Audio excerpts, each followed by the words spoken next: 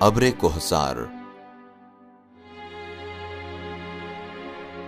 اقبال کی یہ نظم بھی مناظر فطرت کی آئینہ دار ہے۔ یہاں انہوں نے جو خوبصورت منظر نگاری کی ہے وہ انتہائی طور پر قابل داد ہے۔ پوری نظم بلند و بالا پہاڑوں پر چھائے ہوئے بادلوں کے مکالموں کی آئینہ دار ہے۔ بادل برستے ہیں تو کھیت سر سبز و شاداب ہو جاتے ہیں۔ کاشتکاری کے عمل میں کسان ان سے استفادہ کرتا ہے۔ باغوں میں پھلوں اور پھولوں کی کاشت بھی ان کے بغیر ممکن نہیں۔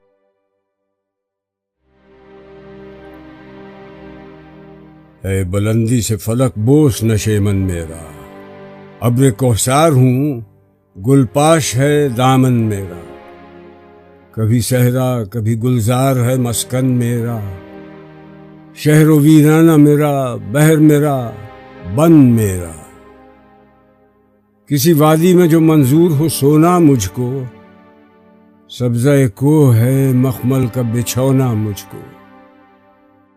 پہلا بند معنی فلک بوس، آسمان کو چومنا یعنی بلند، گل پاش پھول برسانے والا۔ مطلب نظم کے تمام اشعار میں واحد متکلم کا صیغہ استعمال کیا گیا ہے۔ یہاں ابر کوہسار مکالمہ کرتا ہے کہ میری مستقل بود و باش تو آسمانوں کو چھونے والے بلند و بالا پہاڑوں پر رہتی ہے، لیکن زمین پر پھول بکھیرتا رہتا ہوں، یعنی جب تک نہ برسوں پھولوں کی نمود ممکن نہیں۔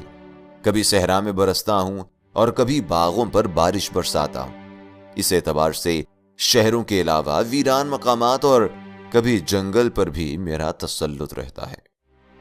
مراد یہ ہے کہ جب بادل برستے ہیں تو زمین پر موجود تمام مقامات کو سیراب کرتے ہیں۔ ابر کوہسار کہتا ہے کہ کبھی پہاڑوں کی وادیوں میں برستا ہوں تو وہاں اگا ہوا سبزہ جو مخمل کی مانند ہوتا ہے وہی میری آماج گاہ بن جاتا ہے۔ مجھ کو قدرت نے سکھایا ہے درفشاں ہونا، ناقہ شاہد رحمت کا ہودی خاں ہونا، غمزدائے دل افسردہ دہقاں ہونا، رونق بزم جوانان گلستاں ہونا، بن کے گیسو رخ ہستی پہ بکھر جاتا ہوں، شانہ موجہ سرسر سے سنور جاتا ہوں۔ دوسرا بند معنی درفشاں، موتی بکھیرنے والا، ناقہ اونٹنی۔ مطلب اس بند میں بھی ابر کوہسار پہلے بند کے تسلسل کے ساتھ یوں مکالمہ کرتا ہے کہ قدرت نے مجھے بارش کی بوندوں کی شکل میں زمین پر موتی برسانا سکھایا ہے کہ یہ بوندیں موتیوں سے مشابہت رکھتی ہیں۔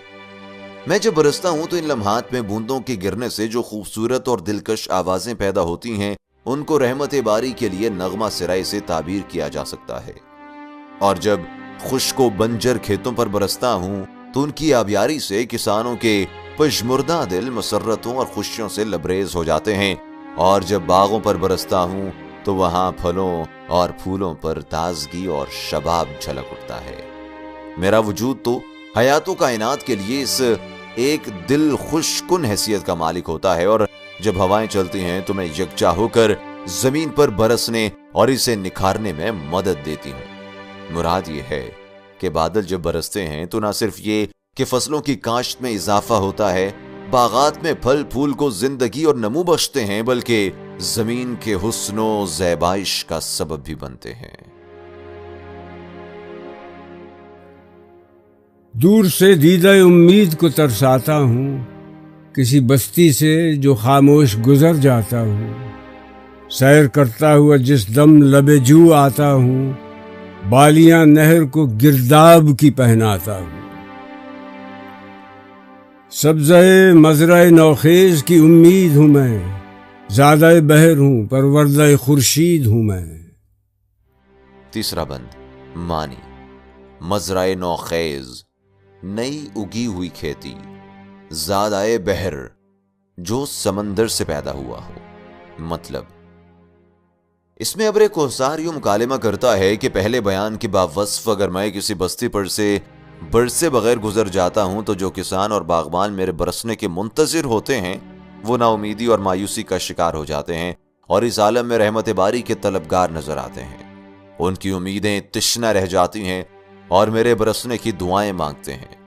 پھر جب کسی ندی پر زور و شور کے ساتھ برستا ہوں تو اس کے پانی میں بھنور سے پڑنے لگتے ہیں۔ حقیقت تو یہ ہے کہ میرے دم سے تازگی ہوئی فصلیں اور باغوں کے سبززار قائم ہیں۔ میں ان کے لیے امید و آس کی حیثیت رکھتا ہوں۔ میں سمندر سے پیدا ہوا ہوں اور سورج نے میری پرورش کی ہے۔ فطری اور سائنسی اصولوں کے مطابق سورج کی گرمی سے سمندر کا پانی بھاپ بن کر اڑتا ہے، پھر بادل کی شکل اختیار کر لیتا ہے۔ اس شعر میں اقبال نے اس نقطے کی جانب اشارہ کیا ہے۔ چشمہ کوہ کو دی شورش قلزم میں نے، اور پرندوں کو کیا محو ترنم میں نے، سر پہ سبزے کے کھڑے ہو کے کہا قم میں نے، غنچۂ گل کو دیا ذوق تبسم میں نے، فیض سے میرے نمونے ہیں شبستانوں کے، جھونپڑے دامن کوہسار میں دہقانوں کے۔ چوتھا بند معنی: چشمہ کوہ، پانی کا سوتا، قم، اٹھ کھڑا ہوا، شبستانوں، امیروں کے سونے کی جگہ۔ مطلب اس آخری بند میں ابر کوہسار یوں گویا ہے کہ پہاڑوں سے برآمد ہونے والے چشموں کو میں نے ہی سمندر جیسا جوش و خروش عطا کیا۔ میرے سبب ہی گرمی کے مارے پرندے سکھ کا سانس لے کر نغمہ سرا ہوتے ہیں۔ میری وجہ سے ہی پامال اور مرجھایا ہوا سبزہ پھر سے لہلہانے لگتا ہے، اور یہ میں ہی ہوں۔ جب باغوں پر برستا ہوں تو غنچے چٹک کر خوشنما اور خوشبودار پھولوں کی شکل اختیار کر لیتے ہیں، یعنی میرے بغیر یہ سب کچھ ممکنات سے نہیں ہے۔ میرے ہی فیض و برکت سے پہاڑوں کے دامن میں کسانوں کے جھونپڑوں میں بھی رونق آ جاتی ہے، اس لیے کہ میرے سبب ان کی کھیتیاں لہلہاتی ہیں اور انہیں خوشحالی عطا کرتی ہیں۔ میں ان کے لیے مسرتوں کا باعث بنتا ہوں۔ اے بلندی سے فلک بوس نشے من میرا، ابر کوہسار ہوں، گل پاش ہے دامن میرا، کبھی صحرا کبھی گلزار ہے مسکن میرا، شہر و ویرانہ میرا، بحر میرا، بن میرا، کسی وادی میں جو منظور ہو سونا مجھ کو، سبزہ کوہ ہے مخمل کا بچھونا مجھ کو۔ مجھ کو قدرت نے سکھایا ہے درفشاں ہونا، ناقہ شاہد رحمت کا ہودی خاں ہونا، غمزدائے دل افسردہ دہقاں ہونا، رونق بزم جوانان گلستاں ہونا، بن کے گیسو رخ ہستی پہ بکھر جاتا ہوں، شانہ موجہ سرسر سے سنور جاتا ہوں، دور سے دیدہ امید کو ترساتا ہوں، کسی بستی سے جو خاموش گزر جاتا ہوں، سیر کرتا ہوا جس دم لب جو آتا ہوں، بالیاں نہر کو گرداب کی پہناتا ہوں، سبزہ مزرع نوخیز کی امید ہوں میں، زادہ بحر ہوں پروردہ خورشید ہوں میں،